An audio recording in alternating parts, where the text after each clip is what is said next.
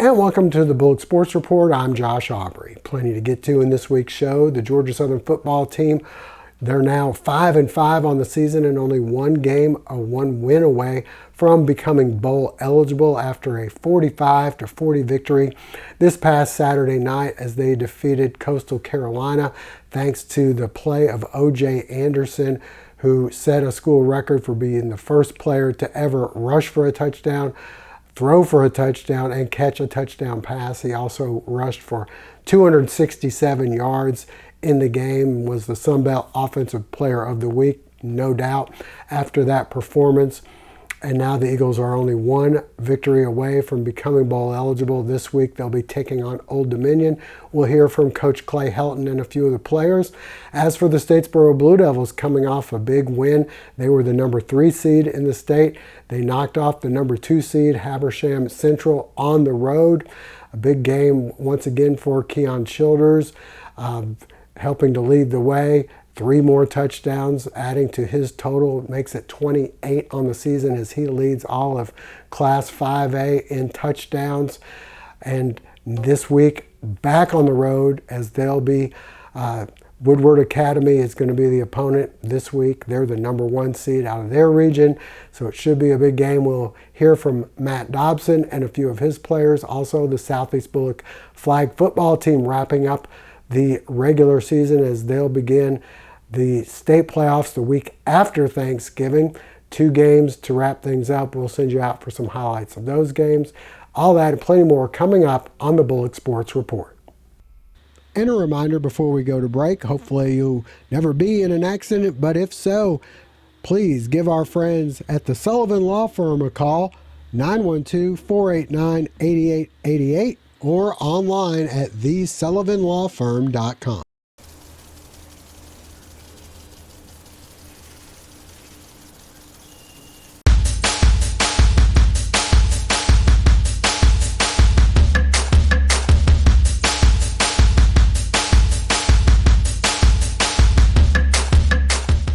Northside Drive behind Remax Eagle Creek Realty. So a huge win for Georgia Southern, 45-40, as they were able to hold off Coastal Carolina in what they thought would be a shootout, and it was. Record-breaker performance by O.J. Arnold, who was able to rush for 267 yards. He threw for a touchdown pass, caught a touchdown pass, and was able to get a receiving touchdown as well. The Eagles throw for over 300 yards and they rushed for over 300 yards, and the defense was able to make stops when they had to there in the fourth quarter. We had a chance to talk with head coach Clay Helton about this week's matchup against a very good Old Dominion team who comes in as a 9-point favorite at Paulson Stadium. Obviously, a wonderful game Saturday night as a college football fan. Two teams that were fighting like heck for postseason aspirations and where they would be placed. Important game for us as we continue in the month of November to get that second win in November, to get back one game closer to bowl eligibility. And it was neat to see the playmakers and the stars really shine. O.J. Arnold, Cam Brown, Brendan Harrington, guys that have made a lot of plays for us throughout the year, really had their brightest game, and it was really neat to see. In my 35 years as a player and as a coach, I don't know if I've ever witnessed a stellar game at a position than O.J. Arnold at the running back position to do what he did. I'm just so proud for him. He made a very memorable night for not only our fan base, but a really memorable night for our season and where we're trying to get to. Now it's about flipping the page and going to ODU, who's doing a great job this year, also 7 wins on the year. Ricky's doing an amazing job with his team. A very dangerous quarterback in Colton Joseph, a guy that is going to be up for MVP of the league this year, and another game that is ultra critical for both teams as we move through November. So glad it's in Paulson Stadium. It's our senior day. I hope all of Eagle Nation comes out and sees the 25 seniors that will be walking. I'm seeing one of them in Jacob Ferguson that had 3 3 tackles for loss last game. But be able to honor these guys that have made so many plays this week, this year, and being able to get us to where we are right now, which is on the cusp of bowl eligibility. There's really 5 playmakers right now that are doing a really neat job. OJ, Cam, Cobb, Marcus Sanders, and Amon Green. And they're all 5 seniors. And with David going down and his season being over, it just provides more of that weight on your shoulders from OJ. And there's so much trust. I got asked in the Sun Belt Media Conference, hey, Coach, you did so many things with him. And I thought about that question, and that's a buildup of trust over 4 years of his ability and the playmaking ability he brings. I mean, not too many guys can run like he ran in the run game, over 200-plus yards, and then add 53 yards of receptions, and I'm going to throw the ball for a touchdown too. To run, to catch for a score, and to throw the ball. That's trust, and that's believing in him as a playmaker. And credit to Coach Applin. He dialed it up.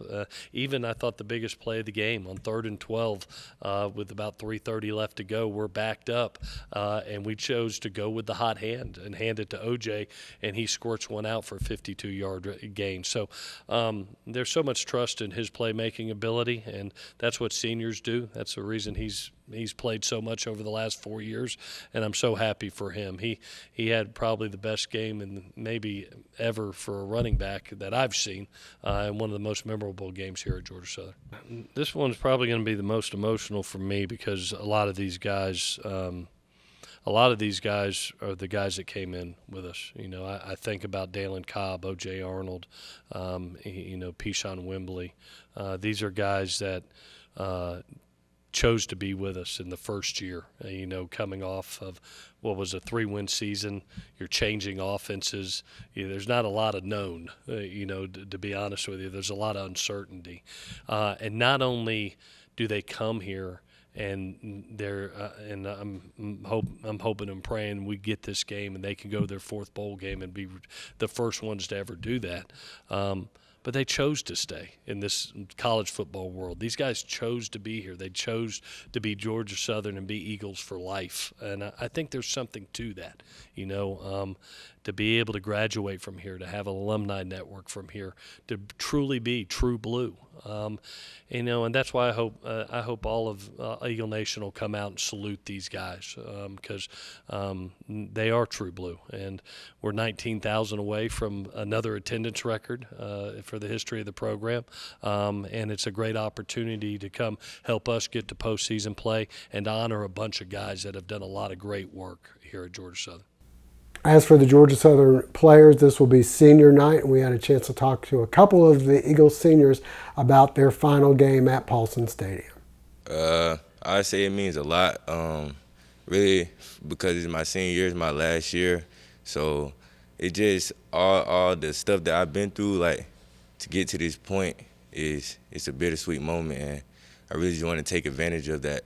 It's very important. It's very important for the team, the whole school, the university. So to get that accomplishment done, it'll be a very great accomplishment for all the work that we put in over the summer, fall camp. I feel like that we have to make that happen. So yeah, everything that I felt like I came here for, I accomplished. I came to be a part of another brotherhood and another traditional, team, and a team with culture, a team with, a strong fan base, a strong community. Just strong everything, and that's what everything comes with here at Georgia Southern. It's been a great transition ever since I got here, and it's been incredibly an honor to play here. The past couple games here at Paulson have been electric, and that's what you come here, to play here for, is to play in Paulson, play under the lights, be able to make plays with your teammates, and get wins to add to the power of Paulson. I've grown up around football. My uncle's coached football, my whole life. He's coached for 30-plus years, and I've been around the game for a really, really, really long time. And just being around the game so long, I feel like I have to give so much back to the game. And it's just an honor and a pleasure to be able to be a part of something so special and meet a lot of tremendous people over the years, whether it's players, coaches, support staff. It's just Just another way for me to give back to the game and what it's offered for me. And stay with us. Up next, we'll hear from Matt Dobson and a couple of his Statesboro Blue Devil players as they get ready for round 2 of the state playoffs. Gerard Pre-Owned of Statesboro voted best place to buy a pre-owned vehicle 12 years running. 3 decades of experience in serving our community. Locally owned and operated, every vehicle undergoes rigorous multi-point inspections and thorough reconditioning. Flexible financing for all credit types, whether you're starting fresh or building credit, they've got you covered. Experience the Gerard difference today. 2330 Northside Drive West in Statesboro.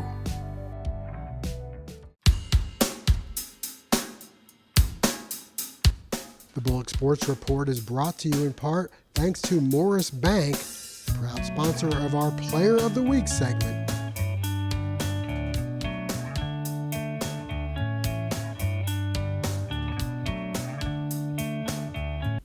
Only 16 teams remain in Class 5A, and the Statesboro Blue Devils are one of them. They'll be hitting the road for Woodward Academy, coming off an impressive performance on the road at Habersham Central as they were able to beat the number 2 seed at their place. Head coach Matt Dobson's team's a little bit banged up after the game with Habersham Central, but they're ready for the challenge ahead. Here with Statesboro High head coach Matt Dobson, and coach, coming off that big win on the road, long trip, playing a team that you're not familiar with. How'd you feel like you guys did? It seemed like it was a battle the whole time, and you guys had to keep coming back and forth a lot in that game. Yeah, our kids did really well. They handled the road trip like pros. They did a really good job of just being mature and handling our stops, and we had no issues. It was a really smooth trip, and then of course when we got there on the field, we played pretty well. Certainly wasn't a perfect game, but I thought our offense really stepped up and played well. Had over 350 yards rushing and right at 100 yards passing, and we're just really efficient on the night. Hit some explosive plays as well, but really proud of our offensive guys. And then defense getting stops when we needed to. They made plays when we needed to, and special teams as well got in on the action and had a successful fake punt, a blocked extra point, and so just a total team win. And really impressed with our guys handling such a long road trip in a playoff atmosphere, really good atmosphere at Habersham, just handling it like professionals. Everybody's played really well for you this year, but Keon Childers, the season he's having, it ranks up there with some of the best seasons ever at Statesboro High for running backs, and that's saying a lot. Yeah, for sure. When you think about the history that Statesboro High has had, and doing most of that through the ground, or on the ground throughout their history. And Keon's season, right now averaging more touchdowns per game, I think, than anybody in school history, and just tremendous. It's a credit to his work ethic, the off seasons that he's put together, and just the commitment to our football team, and then his just toughness, and then certainly, our offensive line is playing at a high level, our tight ends, our receivers blocking, quarterback play. But he's had a tremendous year, and he deserves it. Everything he's gotten, he's worked for, and he's a young man that you love to see be successful just because of who he is as a person. And it's hard to believe that running back has not been his position up until this year. Yeah, in the offseason, we talked about that move, and I think he was a little hesitant at first because he said he had never done it, even going back to youth league and Pop Warner and rec ball, he had never done it, and which is hard to believe. As special of a year as he's had, he's a natural talent. He's got great vision, and but more than anything, just the toughness and the way he finishes runs is really impressive. Well, you got to go on the road once again up near the Atlanta area. Tell us a little bit about what you've seen on film, and what do you expect out of Woodward Academy? Yeah, Woodward's a program that's been to the second round or deeper. I think it was either 11 or 13 straight years. So a storied program, have played for state championships as recently as 2 to 3 years ago.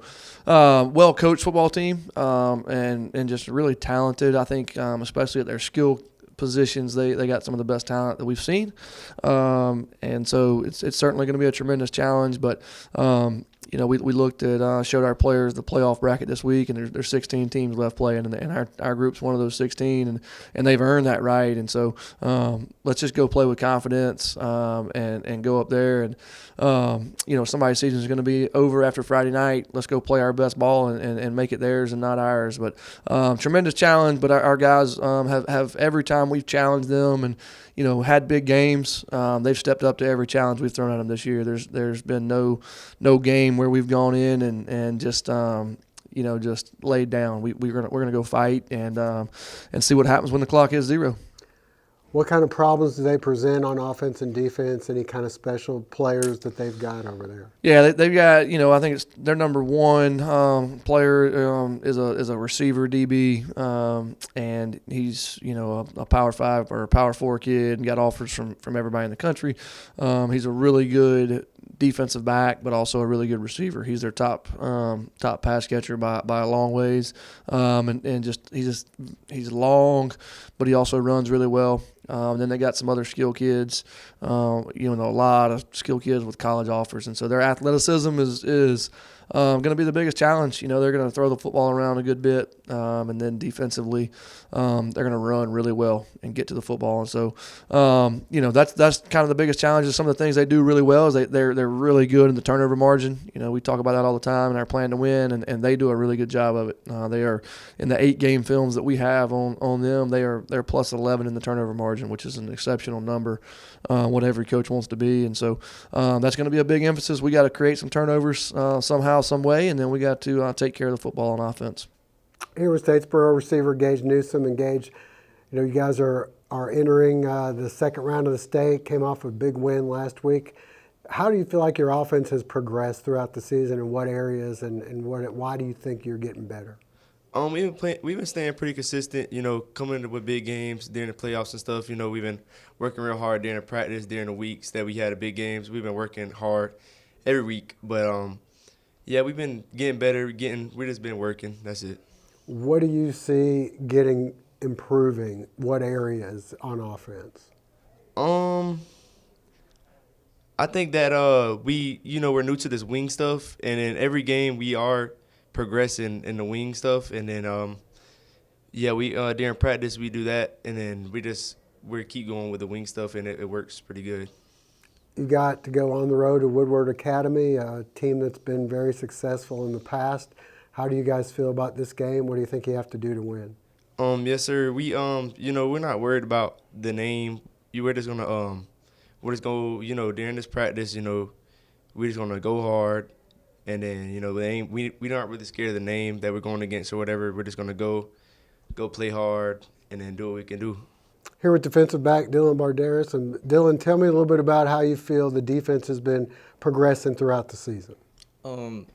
Throughout the season, we started off a little shaky. I feel like we were playing for each other. But throughout the course of the games and the season, we kind of picked up our strength. A lot of us are bonding more. We're playing for each other. And when we play for each other, we're a really hard team to beat. Last week, you guys were able to step up when you needed to defensively and make some stops in order to pull out that win. How big is it to pull off a playoff victory on the road, knowing you've got another one this week? I feel like we took it as a challenge. We went into the atmosphere knowing if we came out and hit these guys in the mouth, that we were going to win. And when time kind of shined earlier in the season, we struggled in the game scenario, and we finally got it down, and we executed. Right, this week you got to go up to Woodward Academy. They're probably going to throw the ball a little bit around. How is that challenge for you guys as DBs? It's going to be a challenge. They have quite a bit of talent on the outside, but if we read our keys and trust each other, I feel like we come out on top. This is Paul Newman, owner and broker of Statesboro Real Estate. I have been in the business over 20 years and completed well over 1,000 transactions, helping buyers, sellers, and investors navigate the home buying process. One of the things that sets us apart is our tie to the university. I'm the official real estate agent of Georgia Southern Athletics. With our team of experienced brokers and agents and our online presence, we can help you navigate any deal. Along with Statesboro Real Estate, I'm the co-owner of PMG Rentals, where we manage over 1,300 properties, improving the lives of investors and tenants since 2009. Whether you're looking to rent, buy or sell, make sure you call Paul. At Pope Construction, we've been trusted to build Southeast Georgia for over 50 years. Family owned and operated, we take pride in delivering quality projects on time, every time. From schools to churches and government facilities, our team is committed to integrity, excellence, and building relationships in the communities we serve. Learn more at popeconstructionco.com. Pojo's Country Store is proud to support all Bulloch County and surrounding area athletics. We've been fueling up for almost 20 years, with 3 locations in Statesboro and locations in Sylvania, Wadley, and Bagsley. Pojo's Country Stores is the real MVP. And a special shout out to our Woodward Academy Gators.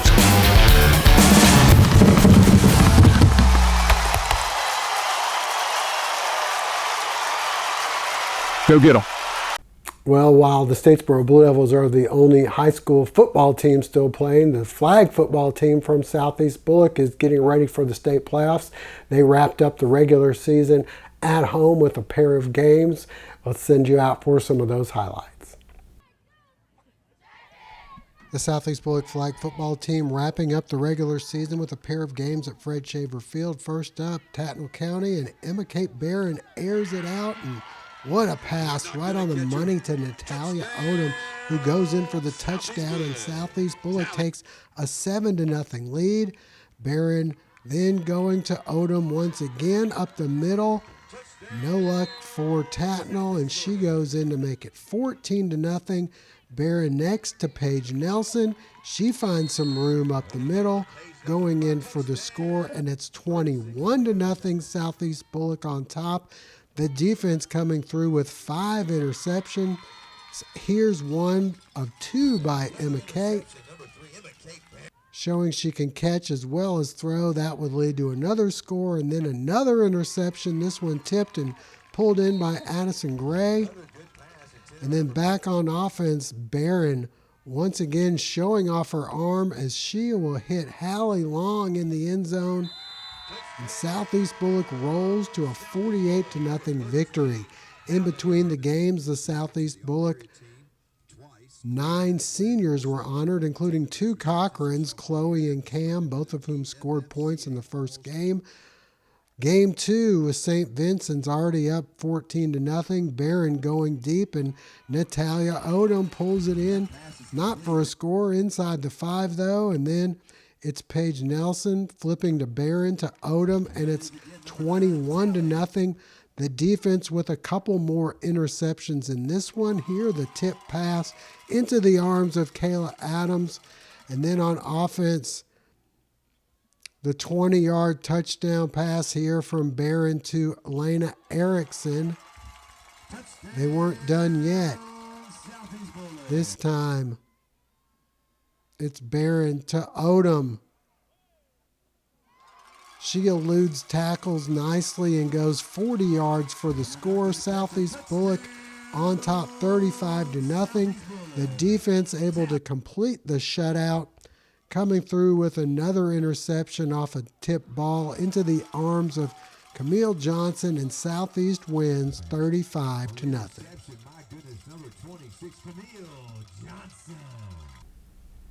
3, 2, 1.